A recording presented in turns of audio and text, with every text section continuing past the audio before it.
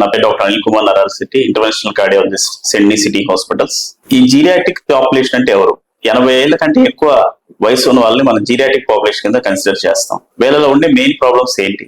So ఈ జీరియాటిక్ conditions మనం తీసుకుంటే మల్టీ మార్బిడిటీ అంటాం. అంటే 2 కంటే ఎక్కువ జబ్బులు ఉన్న వాళ్ళు, క్రోనిక్ డిసీజ్ ఉన్న వాళ్ళు ఈ మల్టీ మార్బిడిటీ చూస్తూ ఉంటాం. అంటే కిడ్నీ ప్రాబ్లం కావచ్చు, గుండె ప్రాబ్లం కావచ్చు, ఏ ఇతర ఆర్గాన్ ప్రాబ్లం ఉన్నా సరే ఈ మల్టీ మార్బిడిటీ కిందకి వస్తారు. అలాగే పాలిఫార్మసీ అంటాం.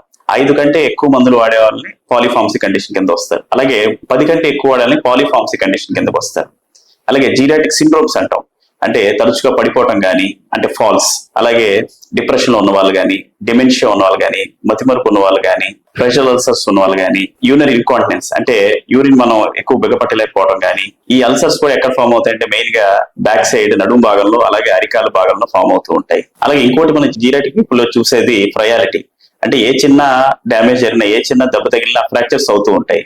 అలాగే వీళ్ళలో మనం బీపీ కూడా సిస్టోలిక్ బీపీ ఎక్కువ ఉంటుంది. అంటే పైన బీపీ చాలా ఎక్కువ ఉంటుంది. ఎందుకంటే వయసు పెరిగిపోయింది, ఆర్టరీ స్టిఫ్నెస్ పెరిగి పైన బీపీ పెరుగుతూ ఉంటుంది. అందుకని వాళ్ళకి మనం చూస్తే కనుక 150/100 లేకపోతే 150/70 ఇంత గ్యాప్ ఉంటూ ఉంటుంది. సో అది పెద్దవాళ్ళలో సహజం. Thank you.